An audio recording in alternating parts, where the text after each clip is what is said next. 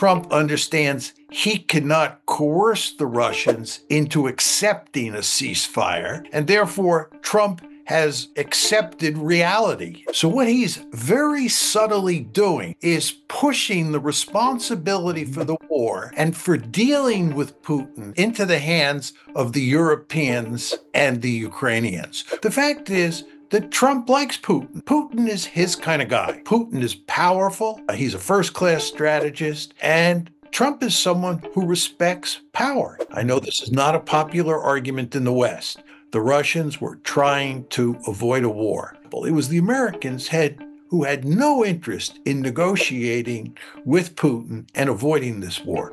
Germany would have been much better off without a war and maintaining good economic relations and political relations with Russia. So the Europeans are paying a real price here.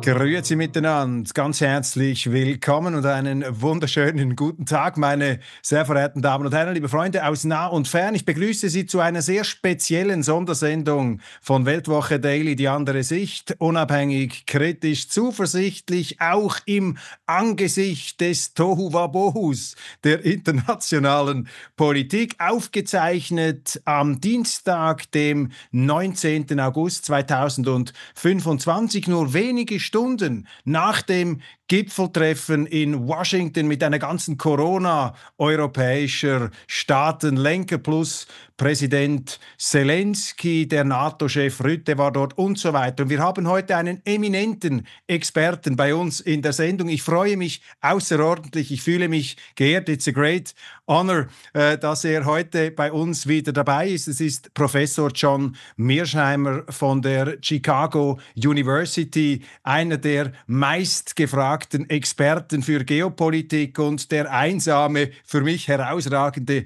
Vertreter der realistischen Schule der Politikbetrachtung. Und jetzt werde ich ins Englische wechseln, dass auch er uns versteht, and I extend a warm welcome to John Mearsheimer, Professor Mearsheimer. Dear John, it's great to have you here in Switzerland in our program, and I'm very curious what's your assessment on current events. Great to have you here.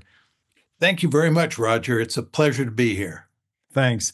Well, we have seen the event yesterday, this summit meeting in Washington. What's the most important takeout of this whole event? What is your assessment of it?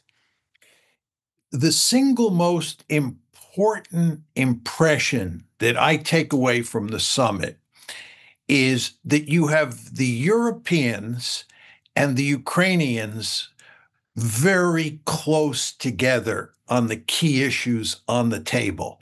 As I like to say, the Europeans and the Ukrainians are joined at the hip. And in a very important way, President Trump has distanced himself from the Ukrainians and the Europeans.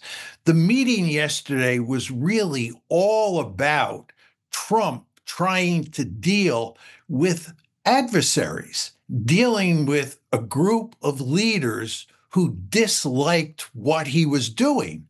And of course, we all know Trump has a certain contempt for the Europeans and for President Zelensky. So you had this very interesting dynamic, which I don't think most people have recognized, where it was Trump versus the Ukrainians and the Europeans. And what Trump is trying to do is he's trying to distance himself from this conflict. Trump now realizes that he can't manage an end to the war. It's out of his hands. So what he's very subtly doing, and you saw all sorts of evidence of it yesterday, is pushing the responsibility for the war and for dealing with Putin into the hands of the Europeans and the Ukrainians, who again are working very closely together.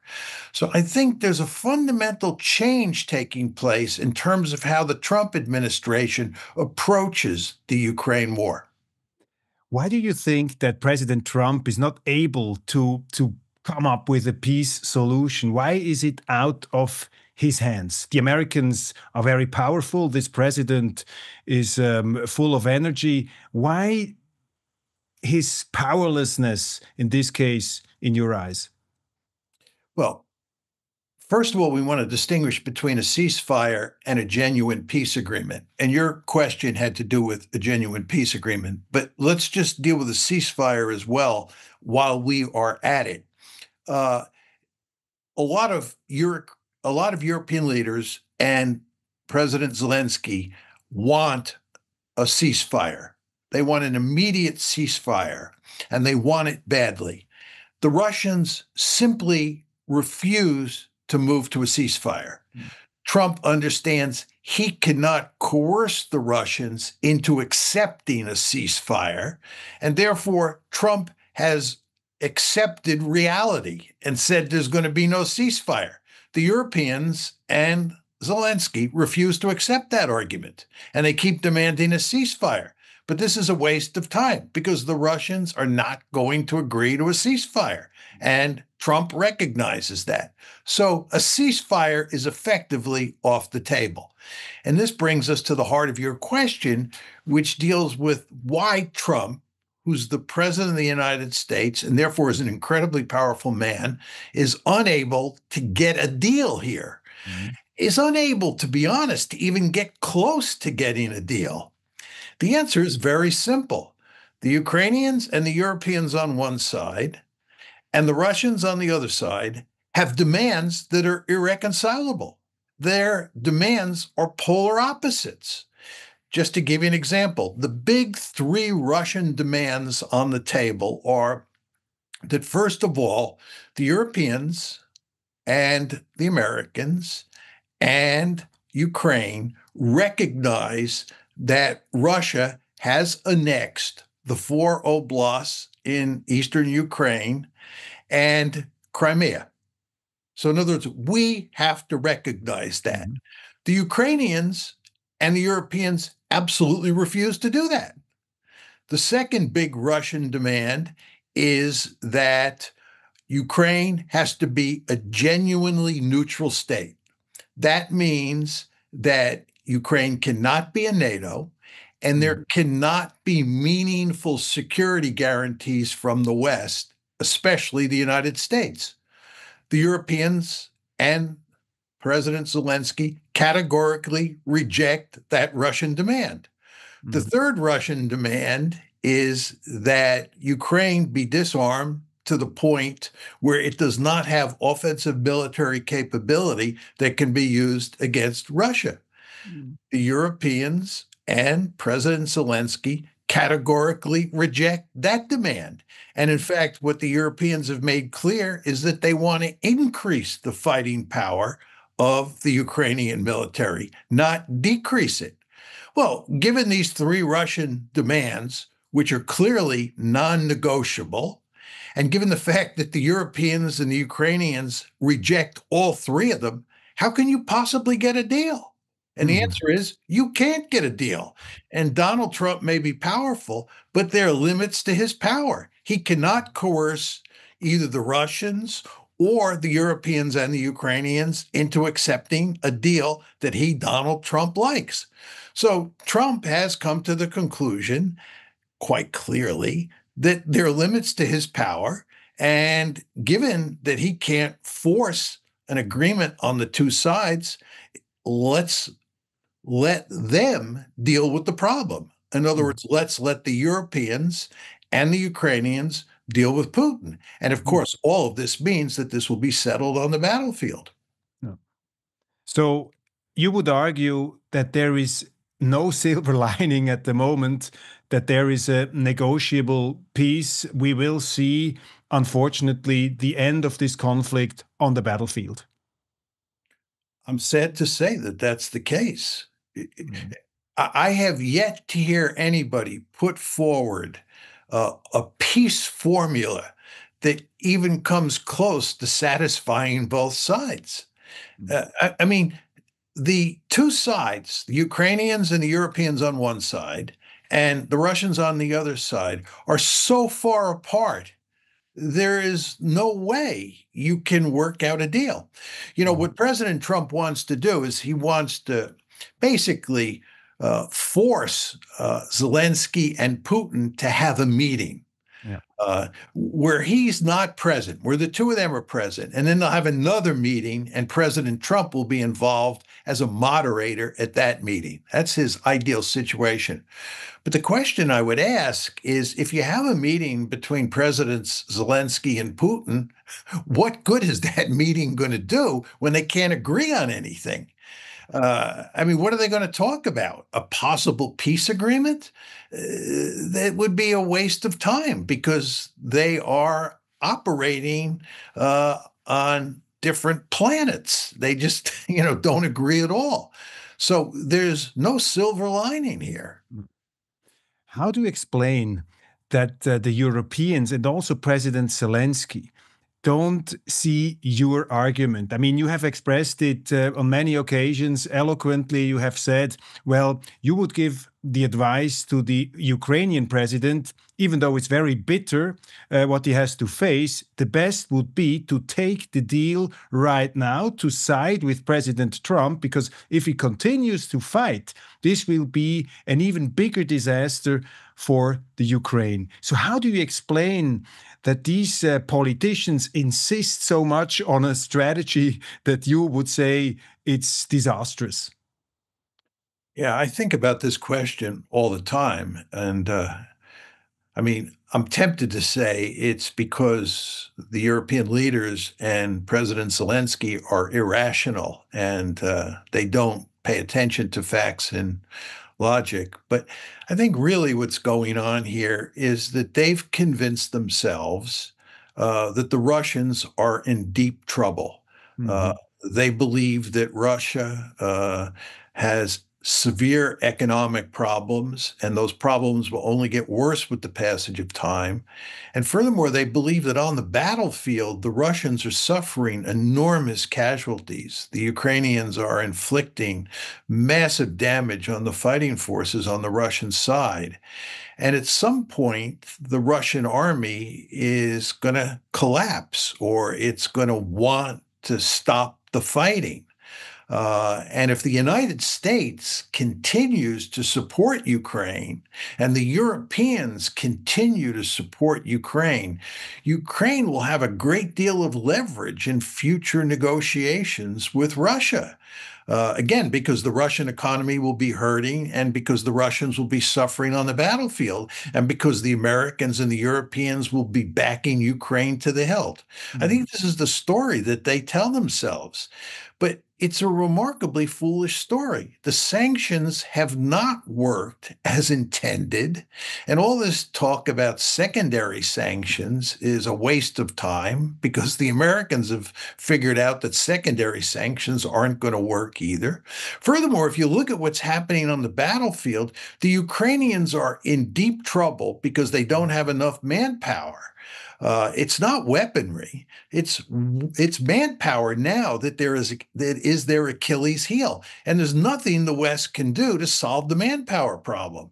And Mm. furthermore, they're in trouble in terms of weaponry, and there's not much we can do there either. So they're going to lose on the battlefield. And the idea that the Russians are the ones who are suffering enormous casualties and it's not the Ukrainians has it backwards. Mm. It's the Ukrainians, not the Russians, who are suffering greater casualties on the battlefield. And the Russians are, in my opinion, not far away from winning this war. Mm. And if you read the newspapers, even in the West, carefully, and you listen to the accounts of what's going on in the fighting, it's quite clear the Ukrainians are in deep trouble. And then finally, with regard to the Americans, as I said in response to your first question, the Americans are very subtly withdrawing from this conflict and turning responsibility over to the Europeans and the Ukrainians. So the idea that you're going to get a greater contribution from the Americans is, I think, wrongheaded. So Mm. all of these things tell me that the story that I think the European elites and President Zelensky are telling to themselves is basically a fairy tale. Do you think that politicians such as Friedrich Merz, Ursula von der Leyen, Keir Starmer, all these people who were present yesterday in Washington, are they convinced that they still can win this war against Russia militarily on the battlefield? Or do we see some kind of cynical aspect in this whole arrangement here? How do you analyze this? I think that they do believe that they can slowly stem the tide, not win right away. They can stem the tide, and then they can inflict massive casualties on the Russians, and they can then begin to turn the tide and push the Russians back. Now, you may say, how can they possibly believe this given what's actually happening on the battlefield? I think it's important to understand that the Europeans and President Zelensky himself and many other Ukrainians are motivated to tell themselves a happy story because they have been waging this war for over 3 years now. And they have been waging it on the premise that they were ultimately going to win. For them to admit defeat at this point in time would be extremely difficult to do, extremely difficult. And I think when leaders are in a situation like that, they look for stories that they can tell themselves that lead to a happy ending. I think if we can just delay the inevitable, which is losing, some miracle will happen. You saw this with regard to the Americans in Afghanistan. It was clear after, I would argue, about 5-6 years that we were not going to win in Afghanistan. It was certainly clear after 10 years. It took us 20 years to get out of Afghanistan, 20 years, and we lost. And all sorts of people wanted to stay in Afghanistan. And if you ask them, why should we stay in Afghanistan? How are we ultimately going to prevail in Afghanistan? They had no real story, certainly no compelling story, but they just wanted to stay because they didn't want to admit defeat. And they thought maybe there would be a miracle at some point in the future. And by the way, this was true during the Vietnam War as well. I think we'd still be in Vietnam today if Congress hadn't finally cracked down and told the Nixon administration and then the Ford administration that you have to end this war. But the Ford administration, especially Henry Kissinger, who was his Secretary of State at the time, they did not want to leave Vietnam. They wanted to stay. They wanted to fight. We did not want to lose in Vietnam. And again, I think European leaders today and President Zelensky and his lieutenants do not want to lose. And they're, desperate to find a story as to how they can prevail.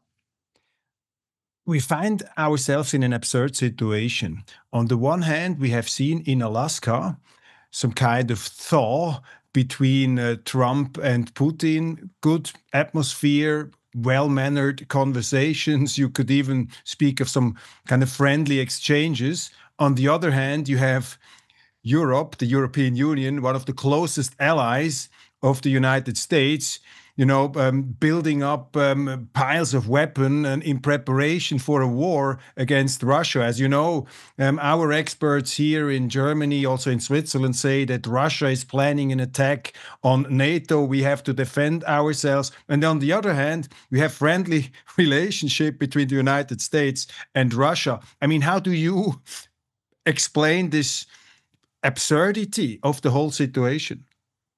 Well, you want to remember, in his first term in office, between 2017 and 2021, President Trump wanted to have good relations with Putin and with Russia more generally. And the deep state or the blob or the foreign policy establishment, call it whatever you want, in the United States was adamantly opposed to that.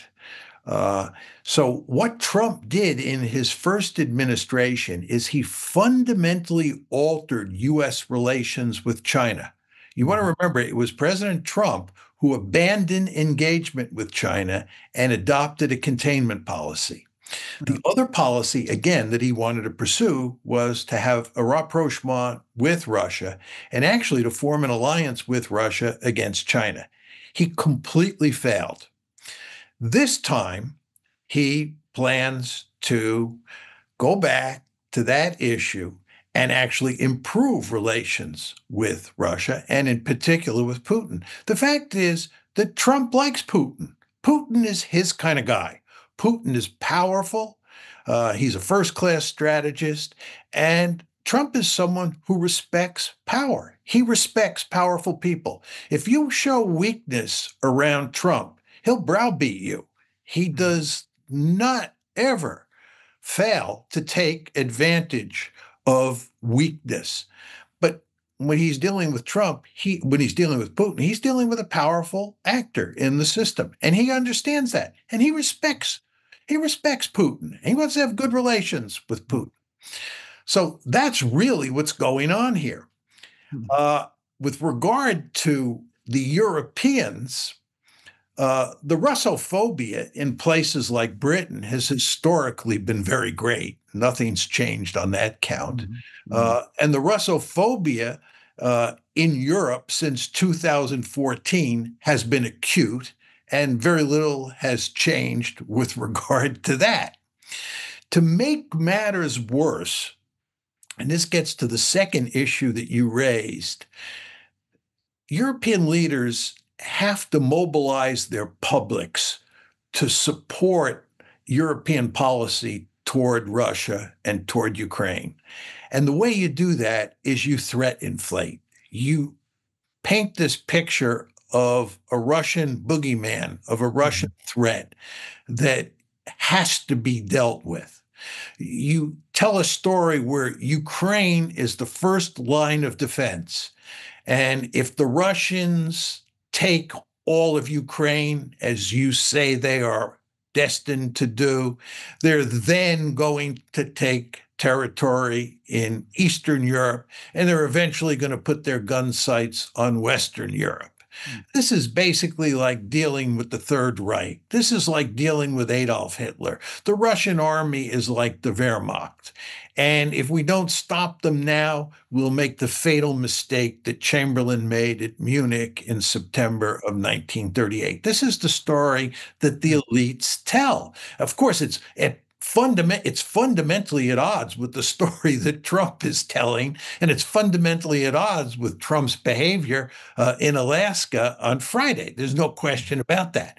But the Europeans are committed to this narrative. And they're committed to this narrative because threat inflation is so important for them maintaining public support for increased spending on defense and for continuing to get European publics to support the policy towards Ukraine. And this just adds to the Russophobia and leads to the present situation that we're in. If you want, we could talk about the fact that the idea that Russia is bent on conquering all of Ukraine is nonsense. The idea that it's going to conquer Eastern Europe and threaten the rest of Europe is also nonsense. But it's very interesting what you're saying, but this argument that we are in a situation like, Chamberlain before the Second World War, this is a notion that powerful people in Germany, also in the publishing field, they cling to, and they say that's exactly the case, and everybody who has a different opinion is an appeaser. So how would you, as a strategist, as a connoisseur of history, what would be your most effective argument against these appeasement interpreters of today? Where are they wrong? Well, first of all, let's just talk about the capabilities.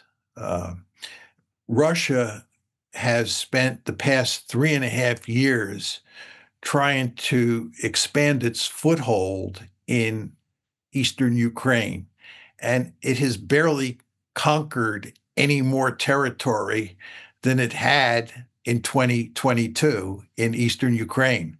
The idea that Russia is this juggernaut, and it has this military that's the equivalent of the Wehrmacht and can easily overrun all of Ukraine, is belied by the facts. Just look at the performance of the Russian military over the past 3+ years. Does this look like the second coming of the Wehrmacht? Certainly doesn't look like that to me. Second point I'd make to you is that Putin has never once said that he was interested in conquering all of Ukraine. He has never once said that he had any territorial goals in Eastern Europe, much less Western Europe. The third point I'd make on this is that President Putin would be remarkably foolish to try to conquer all of Ukraine, because the western one half of Ukraine is filled with ethnic Ukrainians who hate the Russians and would go to enormous lengths to resist a Russian occupation. What's the story here that European leaders are telling? They're saying that Putin is going to conquer and occupy all of Ukraine, and then he's going to integrate it into a greater Russia. This is not going to happen. Putin fully understands that. We live in the age of nationalism. Putin fully understands the power of Ukrainian nationalism. He fully understands that the Ukrainians have fought like wild dogs for 3+ years because they will do anything they can to resist Russian conquest of their territory. This is not going to change when Putin conquers all of Ukraine. Let me make another point on this. When the Germans launched World War II on September 1st, 1939, and went into Poland, and you want to remember, the Germans only conquered the western one half of Poland. They were not going in to conquer all of Poland because the Soviet Union, as a result of the von Ribbentrop-Molotov Pact, was going to conquer the eastern one half of Poland. So here you have a situation where the Germans go in for the purpose of conquering, occupying, and taking large parts of Poland and incorporating it into the Third Reich. How many troops do the Germans go in to Poland with on September 1st, 1939? The answer is 1.5 million troops. 1.5 million troops. Ukraine, as we all know, is a much, much bigger piece of territory than the western one half of Poland. When the Russians invaded on February 24th, 2022, General Syrskyi, this is General Syrskyi, who now heads the Ukrainian forces, has said on the record that the Russians went in with 100,000 troops. I say they went in with 190,000 troops. I use a more conservative estimate than he does. Whether you have 100,000 troops or 190,000 troops, you are not going to conquer all of Ukraine. Just not going to happen. And of course, it did not happen because the Russians were not interested in conquering all of Ukraine. And indeed, that's why they entered into the Istanbul negotiations almost immediately after invading Ukraine, because they had no interest in conquering all of Ukraine, and they did not have the capability. This army doesn't even have 1 million men in Ukraine, and it's not going to have 1 million men in Ukraine. And you'd need well over 1 million men to conquer all of Ukraine. Final point, Roger.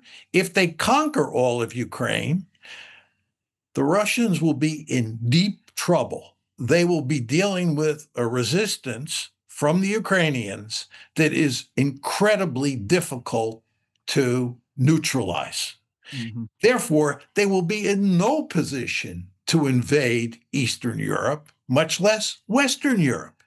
So the idea that Russia is this threat to conquer all of Europe. It's the second coming of the Soviet Union.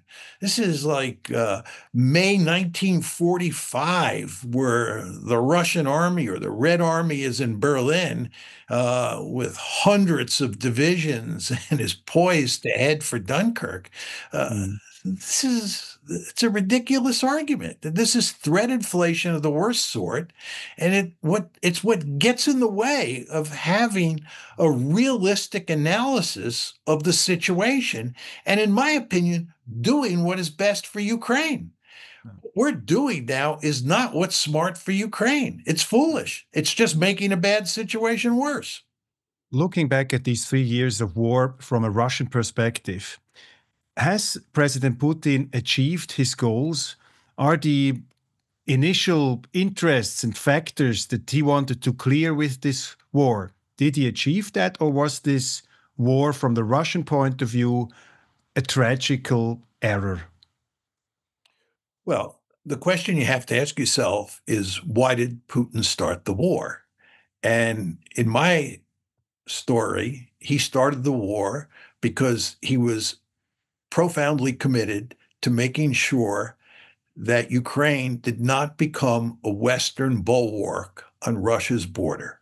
It's very important to understand that the West, and here we're talking mainly about the United States at the time, was interested in making Ukraine a Western bulwark on Russia's border. And the key element in the West strategy was NATO expansion into Ukraine. And from a Russian point of view, that was an existential threat. I understand that many people in the West refuse to believe that line of argument. They do not think that NATO expansion into Ukraine was an existential threat. But what they think doesn't matter. What matters is what Putin and his lieutenants thought. And they thought, and they continue to think, that Ukraine in NATO is an existential threat.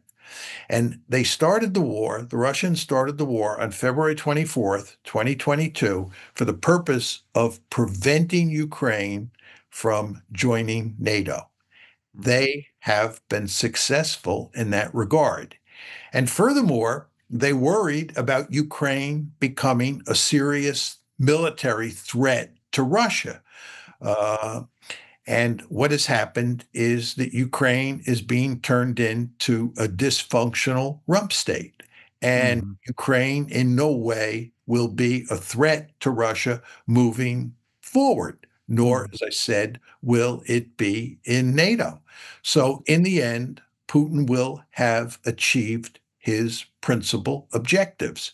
I think that it's quite clear from what was happening in the run-up to the war. This is in December of 2021, January of 2021, and the first half of February 2021, that Putin was doing everything he could to avoid a war. I know this is not a popular argument in the West, but if you go back and you look at what the Russians were doing, the Russians were trying to avoid a war. And it was the Americans, it's quite remarkable, it was the Americans who had no interest in negotiating with Putin and avoiding this war. The Russians were running around, the Americans were running around in December, January, February, right before the war started, saying that the Russians are likely to attack Ukraine. The Americans were making that argument. Why weren't the Americans trying to prevent a war? Why weren't they going to great lengths to negotiate with the Russians to avoid this war that they were predicting? I don't know, other than it seems like the Americans welcomed the war because the Americans thought that they could, with sanctions and with the Ukrainian army on the battlefield, bring the Russians to their knees. But the Americans and the West more generally made no effort to accommodate Russia in the run-up to the war when people in the West, especially the United States, thought a war was inevitable. Then the war breaks out. The Russians, very important to emphasize this, the Russians immediately reach out to the Ukrainians and say, let's start negotiating. Let's start negotiating an end to the war. This is right after it starts. And as you well know, those talks begin. And end in Istanbul. These are the famous Istanbul negotiations in March 2022, early April 2022. Now, the question you have to ask yourself is, why did those negotiations end? Especially since there was lots of evidence that the two sides, Ukraine and Russia, were moving toward a peace agreement. It's quite clear that those negotiations ended because the United States and the British, in the form of Boris Johnson, told the Ukrainians to walk away from the negotiations. And again, those negotiations looked like they were going to bear fruit. But we, mainly the United States, told them to walk away. We were not interested in a peace deal. We were interested in continuing the war. But what's happened over time is, of course, the balance of power in that war has shifted, and the Russians are now in the driver's seat. Underestimation of Russia once again. Before we talk about a possible paradigm shift in the Russian-American relationship after Alaska, I have to ask you a question about President Zelensky. I mean, in Switzerland, in Germany, he is the ultimate hero. I mean, the newspapers, the politicians, they have rolled out the red carpet. They say he's like a saint. He's the bravest politician. He is courageous. He defends his country. His policies are without alternative. What's your assessment of President Zelensky? Is he a hero, or is he a failure in regard of the national interest of Ukraine? Well, the question you want to ask yourself is, when all is said and done, what is going to be the end result of Ukraine's policy regarding Russia and Ukraine's policy during this war? And the end result is that Ukraine is going to end up losing a large chunk of its territory, and it's going to be a dysfunctional rump state. And in my book, that's failure. This is not success. The idea that Zelensky has won, has been successful so far, that argument can't be sustained. And of course, this gets back to our earlier discussion where we talked about why Zelensky and the Europeans want to continue the war. It's because they want to rescue the situation.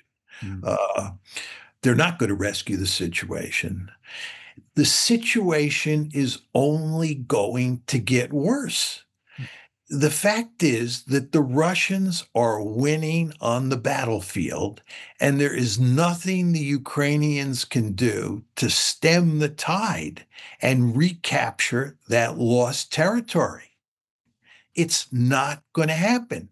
What's going to happen if Ukraine continues the war is that it's going to lose more people and it's going to lose more territory. And it's still going to end up as a dysfunctional rump state. This is a disaster.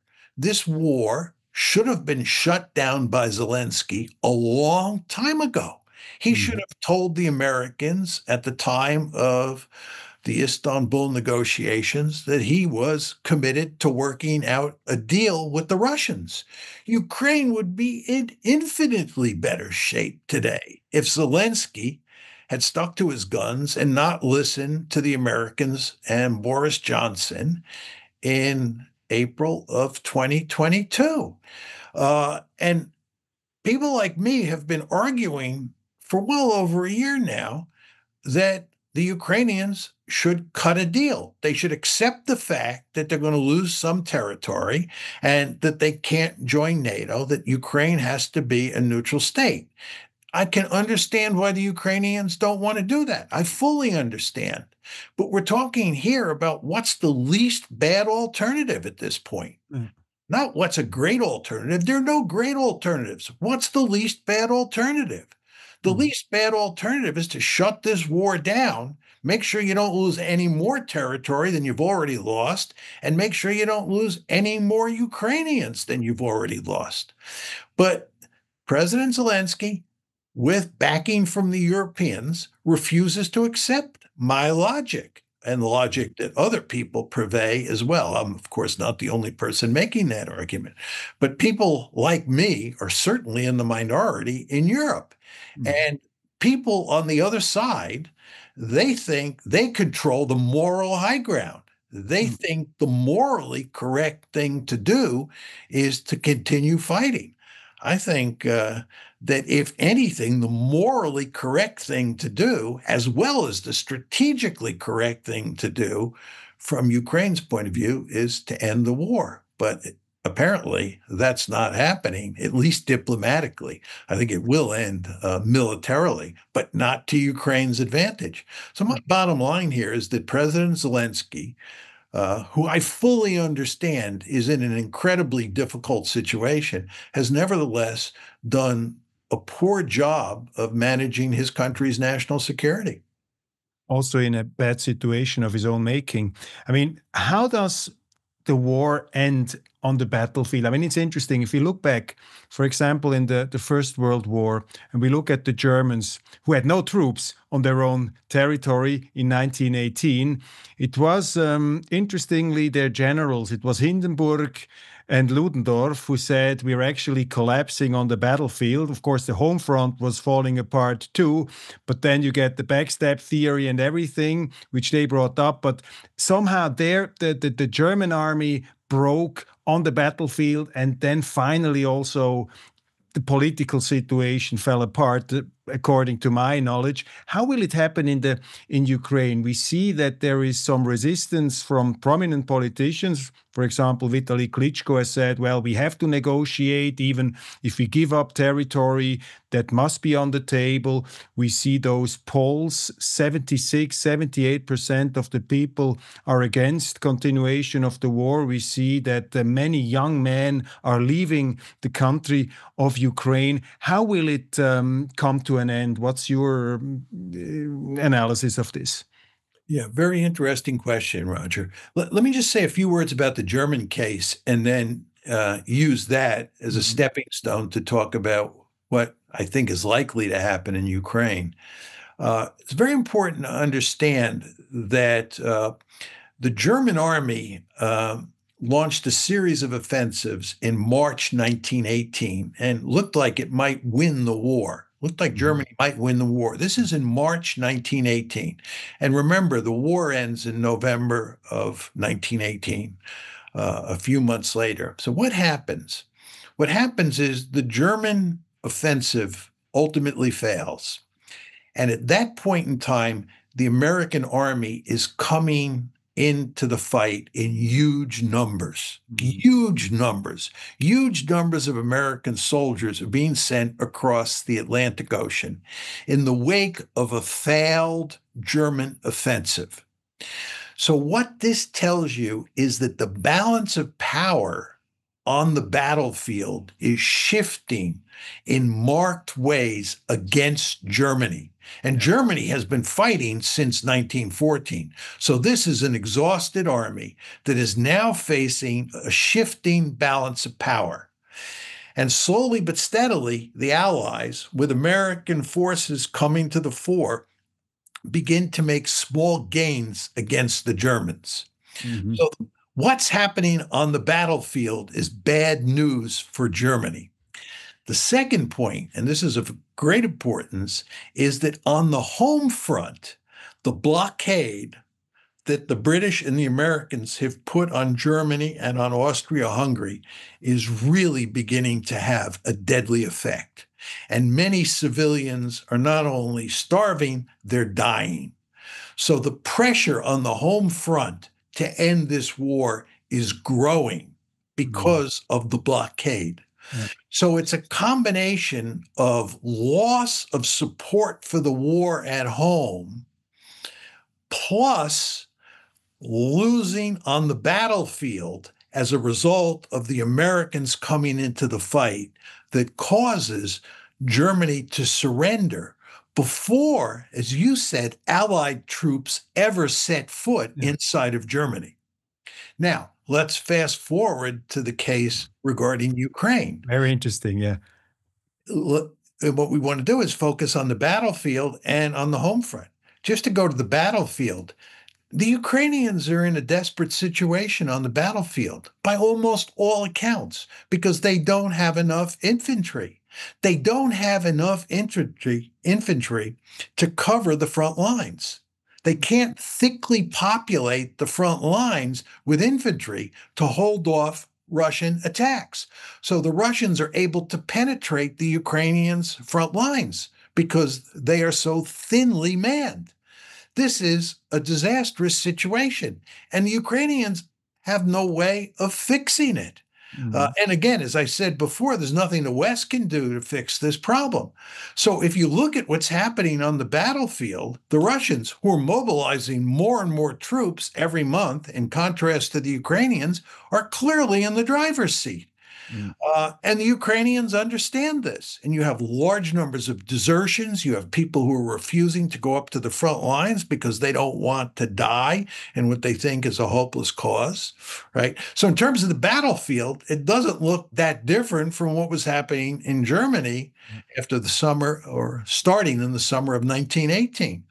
With regard to the home front, as you pointed out, support for the war inside of Ukraine is evaporating. You've had a fundamental shift in public opinion. Zelensky remains as hawkish as ever, and he has a number of advisors who fit the same description. But there are other leaders in Ukraine who see the writing on the wall. And of course, large chunks of the public see the writing on the wall. So again, you see a situation that's somewhat analogous to the situation that we had with Germany in 1918. And who can say for sure how this is going to play out? But I find it hard to imagine that at some point Ukrainian resistance will just break down, and the Ukrainian forces will stop fighting, and you will end up with a frozen conflict. But to make it very clear here, I do not believe the Russians would then try to conquer all of Ukraine. As I said before, I think that would be remarkably foolish. I think the Russians will take more territory, if they can, than the four oblasts and Crimea, which they have now formally annexed. I think the Russians will try to take Odessa, they'll try to take Kharkiv and a few other of the oblasts if the Ukrainian army collapses. And again, this is why I think Ukraine should cut a deal now before it loses any more territory. But I do think that if you look at the situation on the battlefield and the situation on the Ukrainian home front, it's hard to see Ukraine avoiding collapse. I mean, you're pointing out that it's a huge tragedy when the Ukraine, which is quite probable now, is continuing this war, which it cannot win. A settlement, a peace agreement would be a better solution. Let's look at Europe. I mean, the Europeans, they seem to be in this surreal position that they think, well, you know, we can afford continuing or helping the Ukraine to win this war, which they won't win.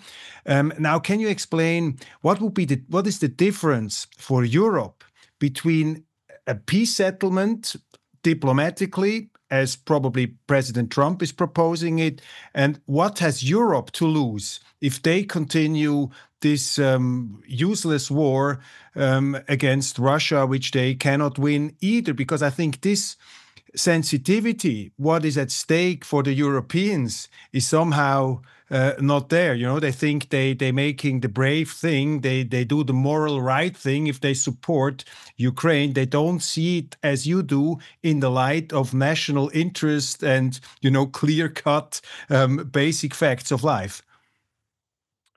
Well, I think what the Europeans fear, and I think the Americans fear this to some extent, is that this will be a devastating defeat for them, right? These European leaders, people like Keir Starmer, Macron, and so forth and so on, they have been deeply committed to defeating the Russians from the get-go.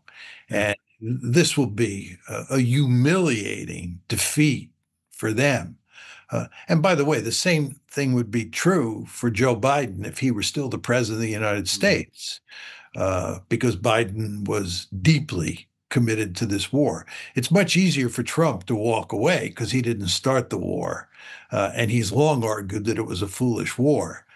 So Trump's in a very different position than the European leaders are, but it would be a humiliating defeat for them. The other thing that they greatly fear is that it will lead to the disintegration of NATO. I mean, this was all about bringing Ukraine into NATO.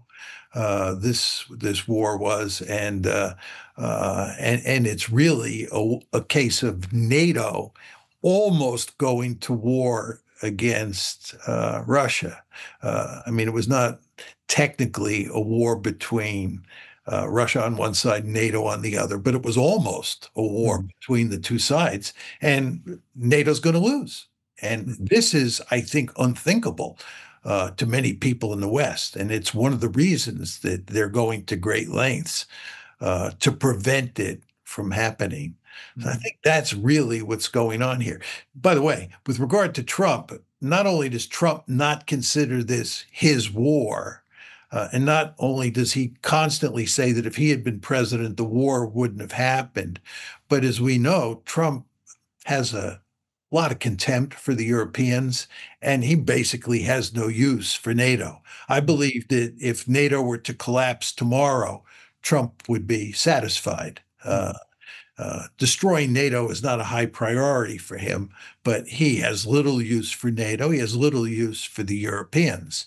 And again, he likes Putin. So you have this very interesting situation where the European leaders think about NATO, think about Russia, and think about Putin in fundamentally different ways than Trump does.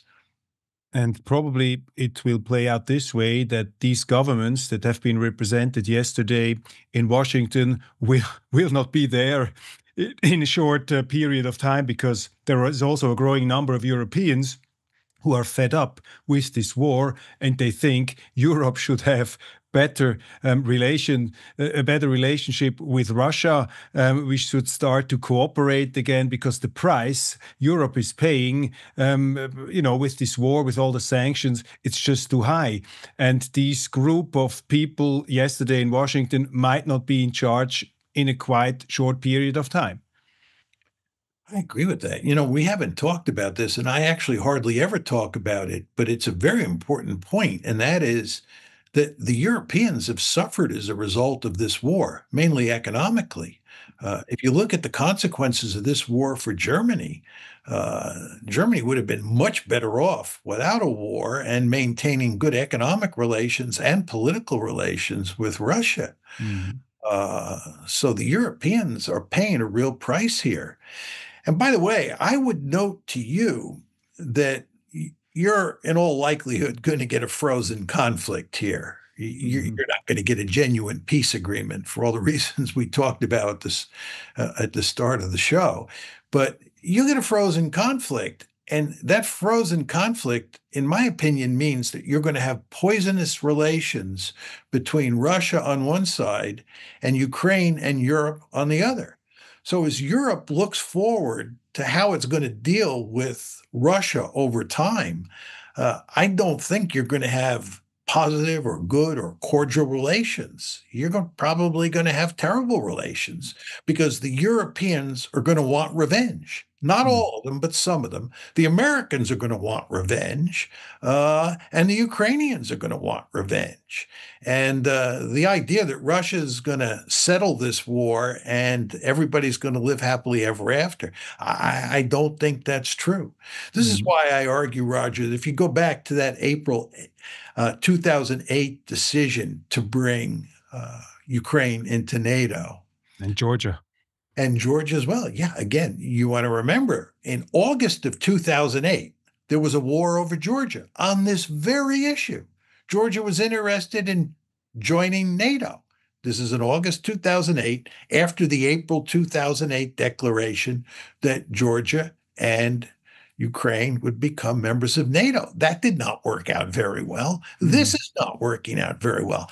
And again, I want to emphasize, as I have many times in the past, that at the April 2008 Bucharest summit, where a decree was issued that said Ukraine and Georgia would become part of NATO, both Angela Merkel and Nicolas Sarkozy adamantly opposed that declaration. They did not want to move to bring Ukraine into NATO. And Merkel said, and these words are very important, she said that the reason she opposed bringing Ukraine into NATO is that she understood that Putin would interpret it as a declaration of war. Just want to think about that. Merkel understood that Putin would interpret it as a declaration of war, which of course he did. And we got that war in 2022. And it has been disastrous for everyone concerned.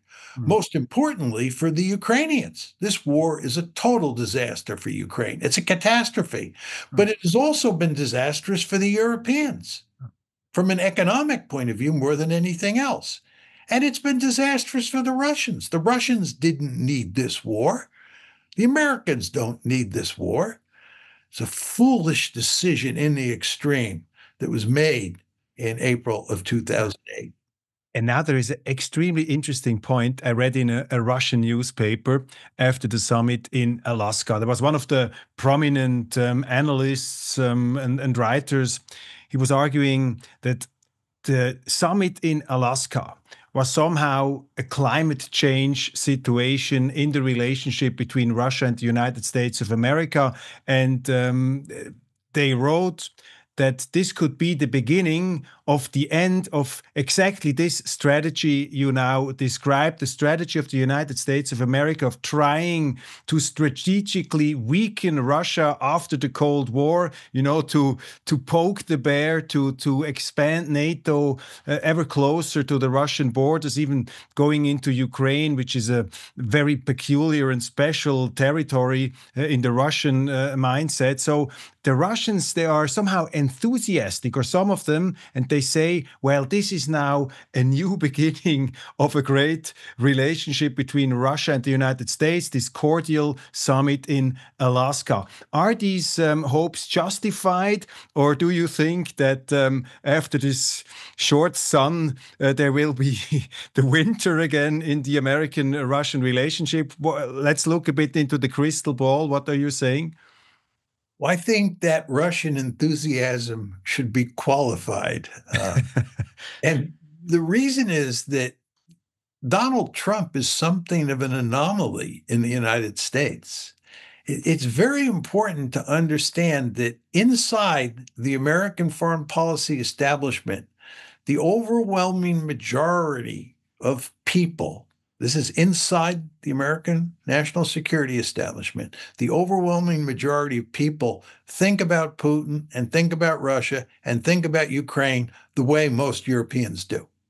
Trump is an outlier, and he has taken significant criticism from people on the right and on the left in the foreign policy establishment regarding his views on Russia. So Trump is not going to be president forever. He's only going to be president for 3+ more years. And who knows who will replace him.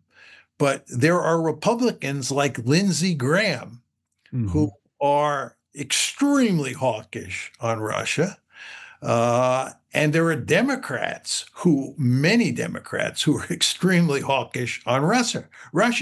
So if you get, the second coming of Joe Biden in 2028, we may do a 180-degree turn. Who knows for sure? These things are very hard to say.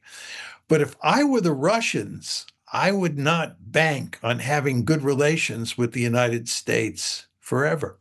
See what's going to happen here, Roger, and it gets back to your discussion of what's going on in Europe. You pointed out before that the governing elites in Europe today, almost to a person, there's some exceptions like Viktor Orban, but almost all the governing elites in Europe today are deeply hostile to Putin and to Russia, and they want to continue to support Ukraine. But down below in the public, there's a lot of opposition to that policy. And you are going to get, we don't know how many, but you're going to get some leaders in some of the major countries who want to fundamentally change policy in their country toward Ukraine and toward Russia, just like happened in the United States when President Trump came into office earlier this year.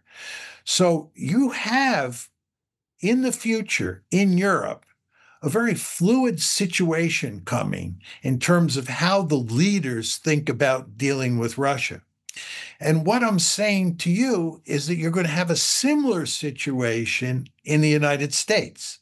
You just can't say that we're going to have a Trump-like foreign policy towards Russia forever. We may get someone like Joe Biden in 2028. You just can't know. And the same thing is true in various European countries. All of this tells you that the political landscape, the transatlantic political landscape, is going to be very complicated moving forward. And this is going to provide all sorts of opportunities for the Russians to exploit those differences. Mm-hmm. And you want to remember, we in the West are going to go to great lengths to cause the Russians trouble in those areas of Ukraine that they end up annexing. We're not going to be satisfied with Russia annexing Ukrainian territory. We're going to give Russia lots of trouble, we meaning the West, as the Ukrainians will as well. The Russians, of course, will reciprocate. And as I say to you, they'll be dealing with fertile territory because of political differences between the various states in the West concerning how to deal with Russia. Interestingly, China does not play a role in this peace process. I mean, when we read the newspapers also, like 1 year ago, it was always, they thought, well, China could come in at some point, etc. But we see more of a situation when President Nixon went to Beijing back in the 70s to talk to the Grand Master Mao there in his palace in order to separate a bit, the Chinese from the Russians, etc. So how do you explain that China is somehow has somehow disappeared from this peace negotiations? You don't hear anything or almost anything from the Chinese. How to explain this? I'd make 2 points. First of all, it makes no sense for the Chinese to get involved in this mess because there's nothing they could do to fix it, and they would just be implicated. If you're smart, you just stay on the sidelines. There's no solution here. It's not like the Chinese have the magic solution or the Chinese have the coercive leverage to solve this one. They don't. So if you can't fix it, stay out. That would be point number one. Point number two is the Chinese don't want to come in because that would mean they would have to be somewhat neutral. They would have to act as a moderating force. And that would mean that they wouldn't be able to maintain their almost total allegiance to Russia, which is in their national interest. If you're China, what you want to do here is you want to remain joined at the hip with Russia. This war is manna from heaven for the Chinese because it's driven the Russians into the arms of the Chinese. The Russians and the Chinese are extremely close. And from a Chinese point of view, this is wonderful news. So what you want to do is do everything you can to maximize the closeness of that relationship that you have with Moscow. And the best way to do that is stay out of the negotiations where you'd be forced to be more sympathetic to the Ukrainians and stay on the sidelines and back the Russians to the hilt. Mm-hmm.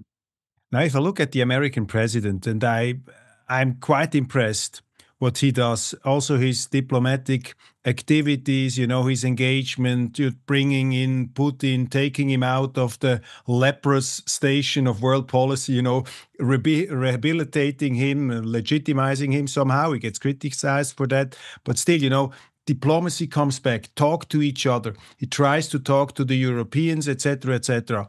I have a positive image of the intense activity of the American president. I even wrote that he could be a game changer in international politics. But I see that you have a more well, let's say, gloomy or more realistic view of everything. And I'm still trying to find some kind of silver lining here.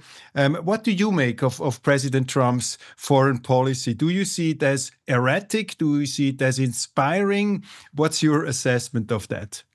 I think that in many ways, President Trump has the right instincts. And this is certainly true in the case of Russia and the Ukraine conflict. The problem is in the execution. If you think about the Ukraine war, uh, he took office on January 20th of this year. And he said before he took office that he would either solve the Ukraine war before he moved into the White House, but he would certainly solve it after he moved into the White House. And of course, he completely failed. And the question you want to ask yourself is, why did he fail? Now, part of the explanation is that this is a remarkably complicated issue. Mhm.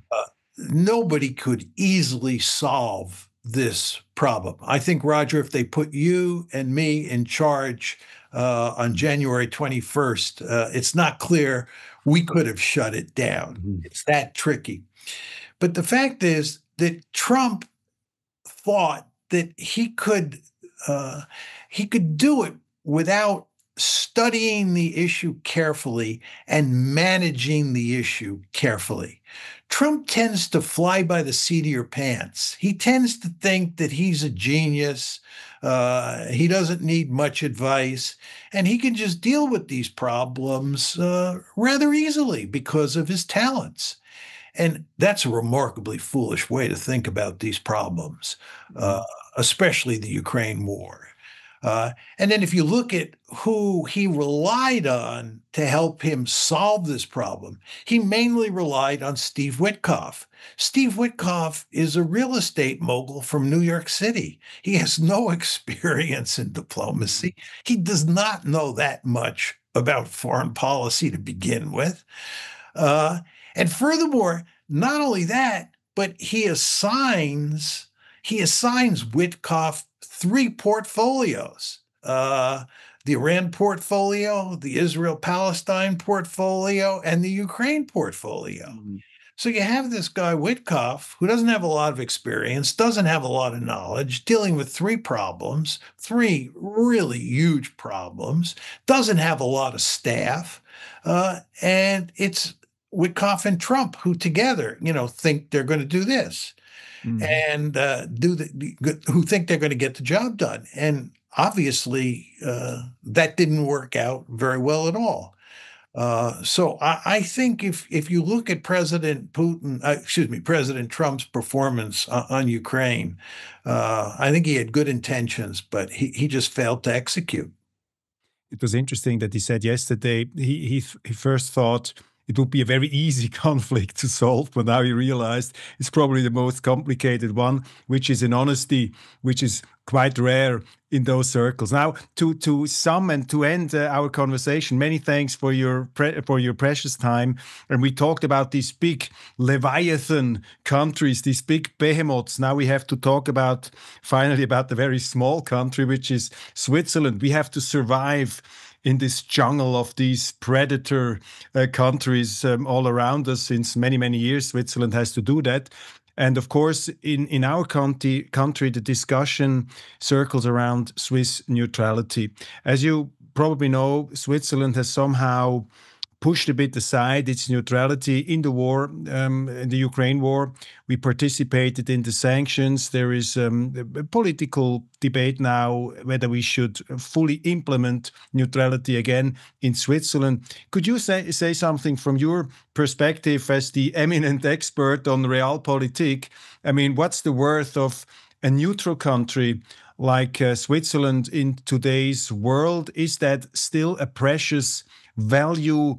How does Professor John Mearsheimer, assess neutrality, and especially the Swiss neutrality, which is permanent, armed, and integral? I mean, as they say, all-encompassing, also non-economic warfare, no military participation in foreign wars.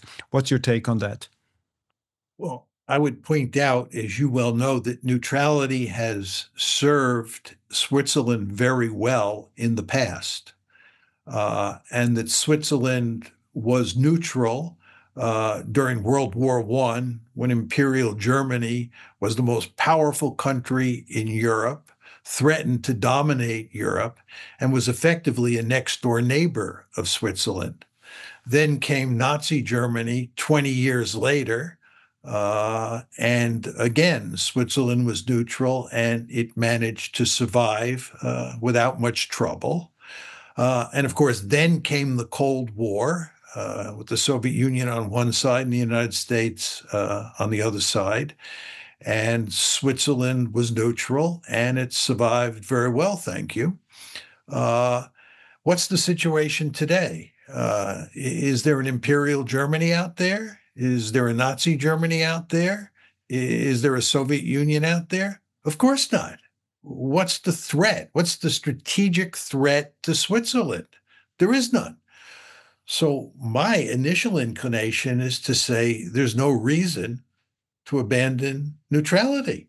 If there was no reason to abandon neutrality in 1914, 1939, and 1945, why would you abandon neutrality in 2025? It just doesn't seem to make sense to me. And by the way, I make the same argument about Finland joining NATO. Finland survived very well during the Cold War as a neutral state and not becoming a member of NATO. Why did it join NATO 2 years ago? It just doesn't seem to make sense to me, especially since there's no serious threat from Russia. Russia's certainly not the equivalent of the Soviet Union in terms of threatening Finland. So I think Finland made a mistake. So my inclination is to say that Switzerland should remain neutral. Do you think that the European Union in its current institutional form has a future? I think there's no question it has a future. The question is, what does that future look like? My view, Roger, on the European Union is that what made it very successful over time was in large part NATO. NATO provided a firm security environment for Europe, for Western Europe during the Cold War, and then when the Cold War ended, for almost all of Europe. And as long as you had this well-established security framework in Europe, which came as a result of NATO, and NATO really involves the Americans being involved in Europe. This is the American pacifier argument. What NATO is the American pacifier. You had the Americans sitting on top of Europe, acting as a pacifier. And when you have a stable security environment, it is possible for an institution like the European Union to flourish. And it did flourish. Now, the question is, what does the world look like moving forward? And I think there are good reasons to think that NATO is going to weaken greatly over time. And as a consequence, the European Union will weaken over time. I think as the security environment changes, as the American pacifier begins to move away from Europe, this will have consequences in the economic realm. And those centrifugal forces that are always at play inside an institution like the European Union will pick up speed. And therefore, the European Union moving forward will not be as effective as it has been in the past. And we see those tendencies already, the difficulty in finding a common foreign policy in a difficult and dangerous environment. Well, Professor Mearsheimer, dear John, thanks a lot for your time. That was excellent. And we covered a lot of space, and I'm really grateful that we could have this conversation. My pleasure, Roger. Thank you very much for having me on the show.